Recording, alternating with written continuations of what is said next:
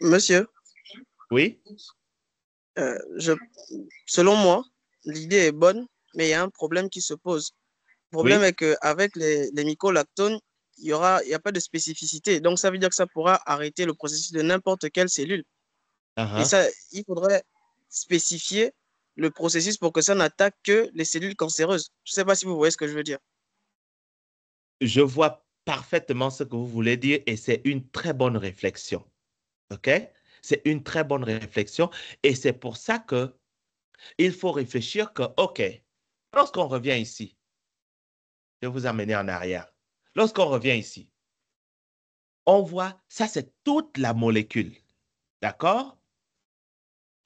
Et je vais vous ramener un peu en immunologie. Nous avons parlé des antigènes, nous avons parlé d'épitopes.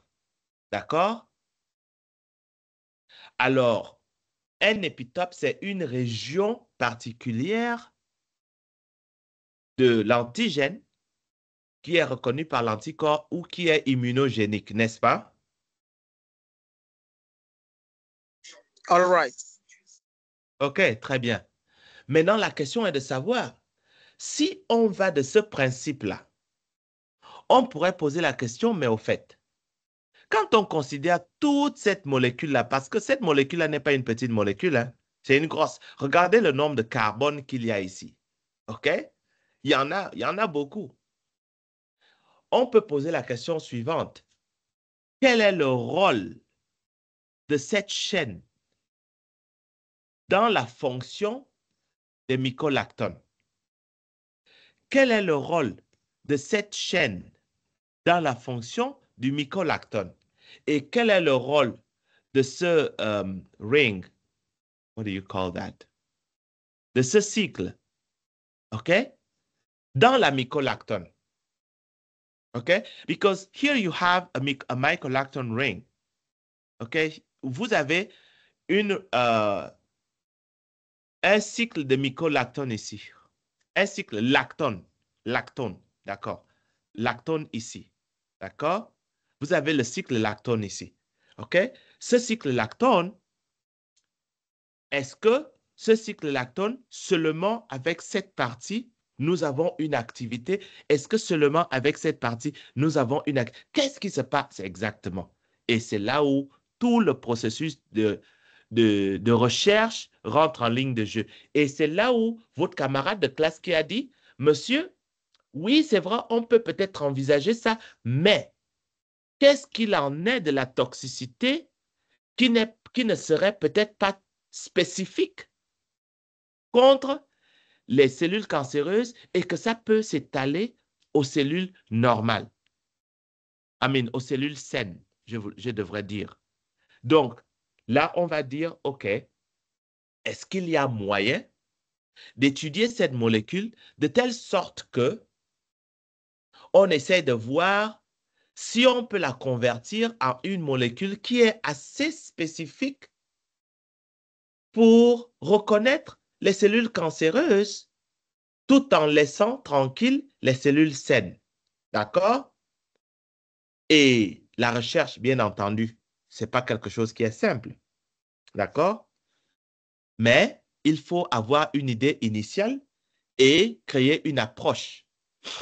Donc, pour l'instant, le traitement par excellence, c'est la chirurgie et la greffe de la peau. Donc, avec la chirurgie, on enlève les endroits nécrosés et la greffe de la peau, on va couvrir les parties de la peau qui sont ouvertes. OK?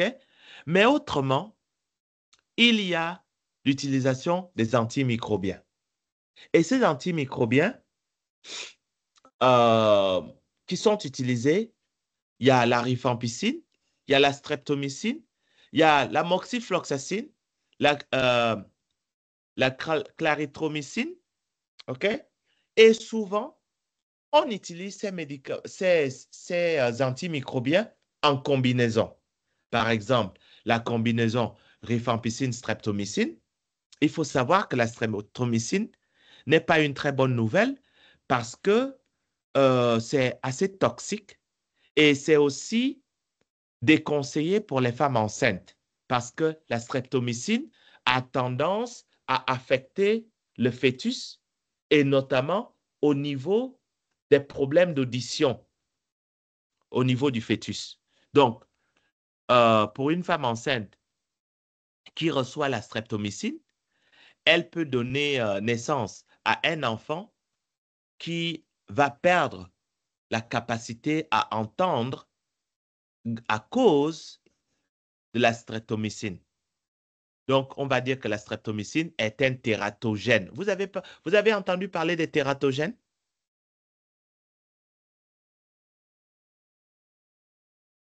Oui, Oui, monsieur. monsieur. Ok, certains oui, certains non. Les tératogènes sont des molécules qui peuvent affecter le développement du fœtus.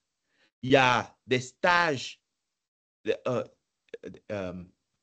y a des stages de développement, ok, où le fœtus, où l'embryon est très sensible et d'autres stages où l'embryon, ou du moins à ce moment-là, ce n'est plus un embryon, c'est un fœtus, n'est plus très sensible, d'accord? C'est pour ça qu'on dit que, ok, dans les premières semaines de grossesse, ne soyez pas exposés à tel ou tel produit parce que l'enfant risque d'être affecté, d'accord? Ce sont les tératogènes. Ce sont des produits chimiques qui affectent le développement embryonique et le développement fœtal lors de la grossesse. Bref, fermons cette parenthèse. Il y a des combinaisons rifampicine, streptomycine, rifampicine, moxifloxacine, rifampicine, clarithromycine, OK, qui sont utilisées. Et typiquement, ces traitements sont utilisés pendant au moins 8 semaines. Alors, je parle de 8 semaines, c'est au moins, mais la majorité des cas, c'est plusieurs mois de traitement.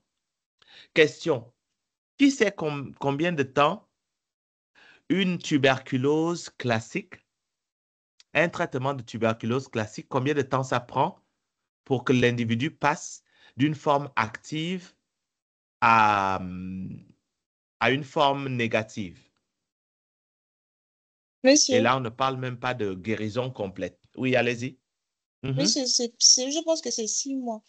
6 mois. OK? Et je vous ai dit que Mycobacterium ulcerans est le frère de Mycobacterium tuberculosis. Ils sont parentés parce qu'ils sont de la même famille. C'est des mycobactéries. Donc, et d'ailleurs, la majorité des antimicrobiens qui sont utilisés contre Mycobacterium ulcerans ont été découverts parce qu'ils étaient utilisés dans la lutte contre la tuberculose. Il n'y a pas un seul antimicrobien ici qui n'est pas utilisé contre la tuberculose. Pas un seul.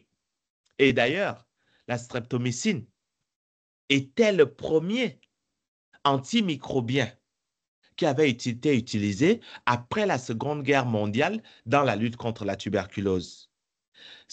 La streptomycine a été découverte à Newark, New Jersey, à l'université qui s'appelle Rutgers University.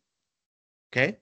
C'est juste à côté, en fait, de l'université, de l'institut où j'ai fait mon postdoc. Et d'ailleurs, l'institut où j'ai fait mon postdoc, Public Health Research Institute, dans le New Jersey, à Newark, fait maintenant partie de l'université de Rutgers, OK? Qui est une fois de plus dans le New Jersey. Et c'est là où la streptomycine a été découverte par un monsieur qui s'appelait Waxman.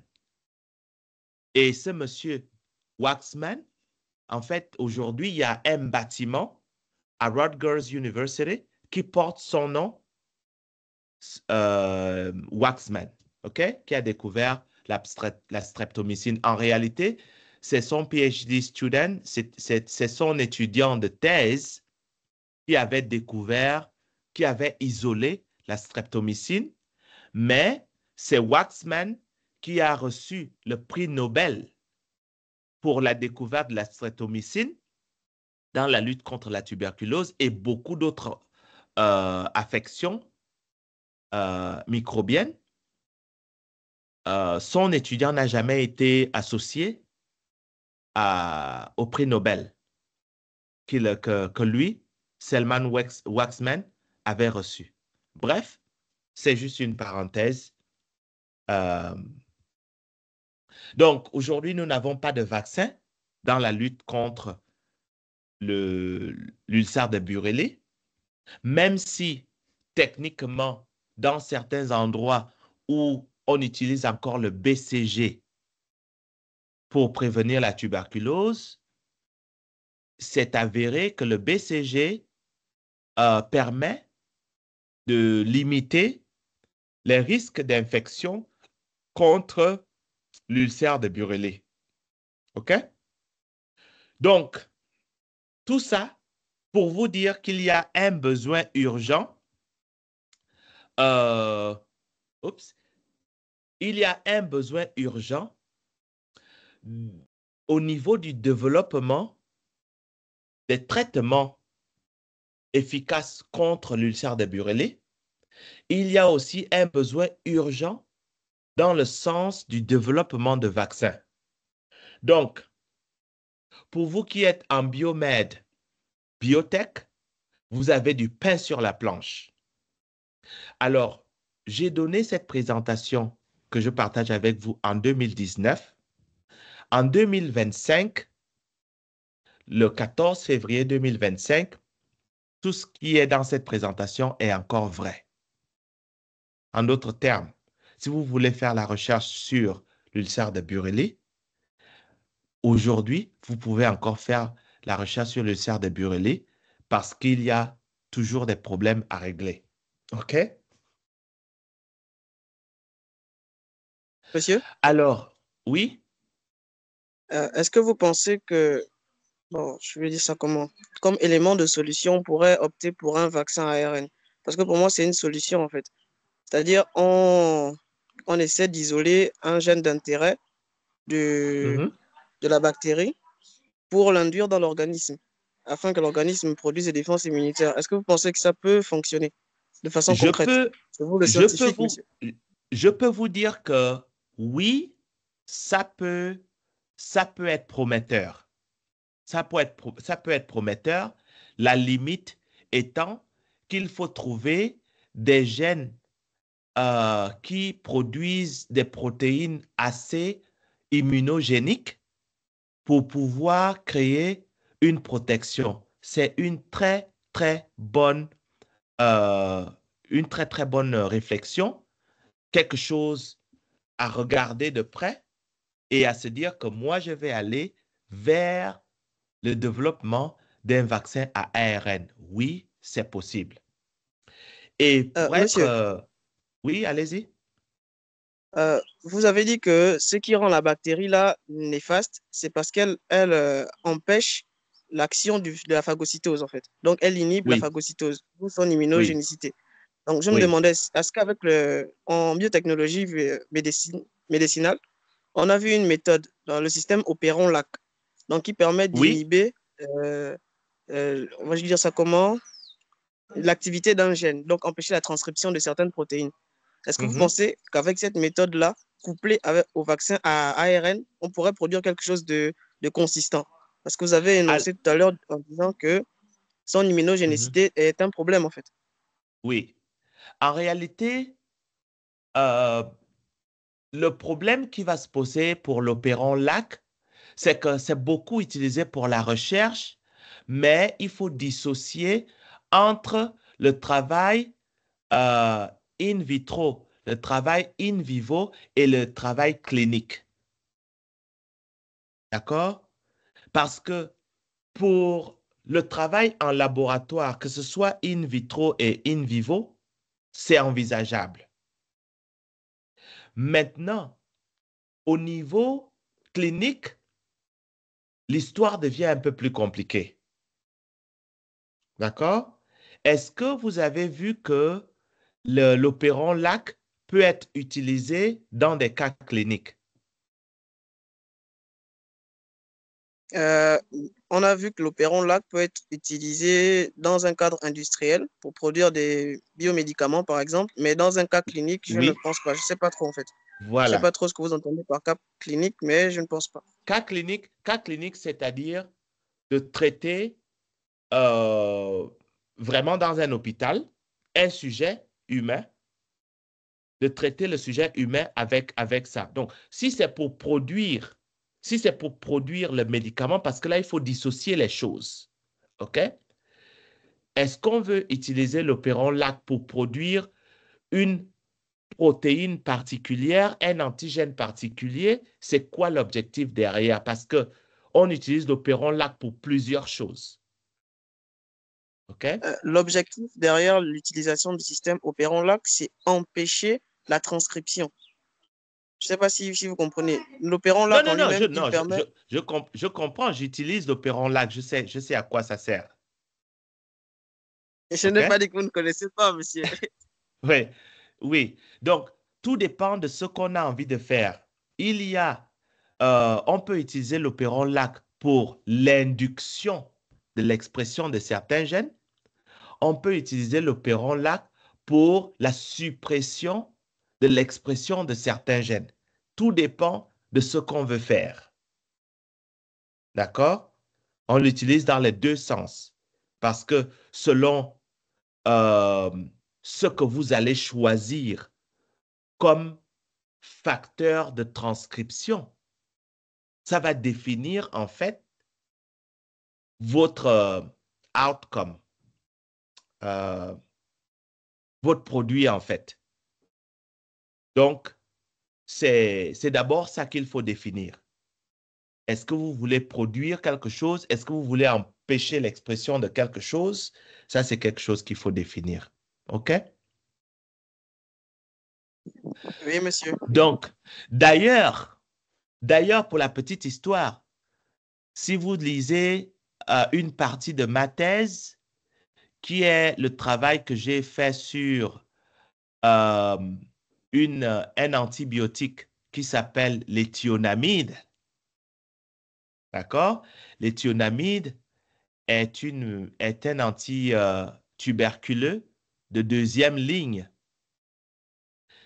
Eh bien, si vous allez regarder mes publications, vous allez voir que j'ai publié un papier où, en fait, j'ai beaucoup utilisé l'opéron LAC pour la production de certaines protéines, pour, en fait, comprendre comment le mécanisme d'action de l'éthionamide fonctionnait dans les mycobactéries parce qu'il y a un répresseur et un activateur. Bref, je vais fermer cette parenthèse-là. OK, on avance. Alors, comment la production des mycolactones est-elle régulée? Est-ce qu'on sait comment la mycolactone est régulée, la production des mycolactones est régulée? Pour l'instant, oui et non. Certains aspects ont été mis à jour, d'autres aspects sont encore à clarifier. Comment les mycolactones sont-elles sécrétées? On connaît partiellement certains mécanismes, d'autres mécanismes on ne connaît pas au niveau de la sécrétion des mycolactones parce que souvenez-vous que les mycolactones sont des exotoxines, d'accord? Et là, ces questions d'intérêt que je vous partage sont des questions auxquelles vous pouvez vous poser dans le cadre de si j'ai envie de faire une recherche, qu'est-ce que je peux adresser comme question, par exemple? OK? Quelles sont les alternatives à la chimiothérapie actuelle? Eh bien, voici autant de questions qui sont des questions ouvertes que vous pouvez adresser dans le cadre de votre master, dans le cadre de votre PhD, si vous décidez d'aller en PhD. c'est des questions ouvertes. OK? Ça, c'est un papier. Vous voyez, ça, c'est un papier que j'ai publié en 2012. Et ce papier que j'ai publié en 2012, je faisais un état des lieux des antimicrobiens qui sont en phase 2 d'essais cliniques et certains en pré-clinique. Et ces antimicrobiens sont des antituberculeux. Et après avoir publié ce papier en 2012, je me suis posé la question suivante.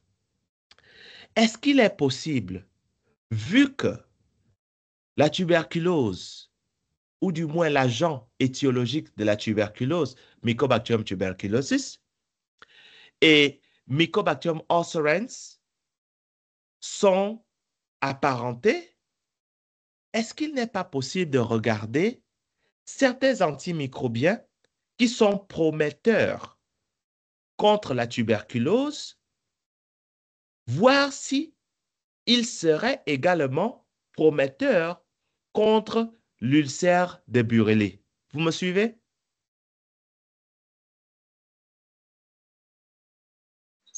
Oui, monsieur. OK? Donc, alors, il y a un certain nombre d'antimicrobiens que vous voyez ici. Un certain nombre. Je ne vais pas vous rentrer dans les détails, mais il y a un certain nombre d'antimicrobiens ici que j'ai identifiés.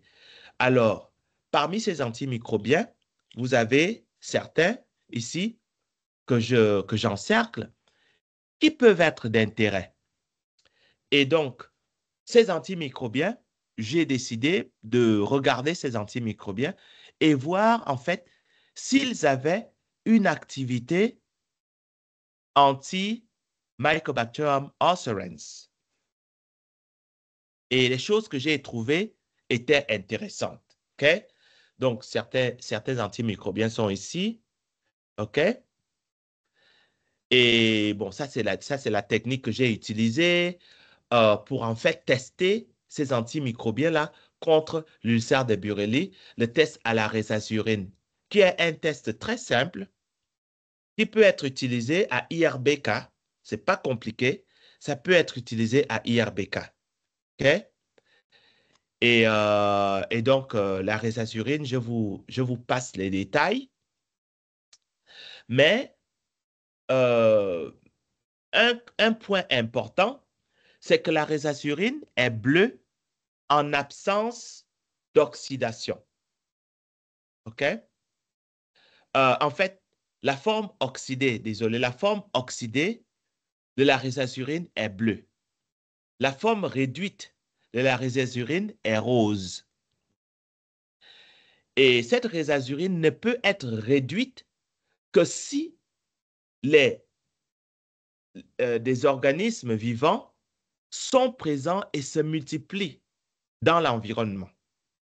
Donc, partout là où vous voyez un puits bleu, ça veut dire qu'il n'y a pas multiplication.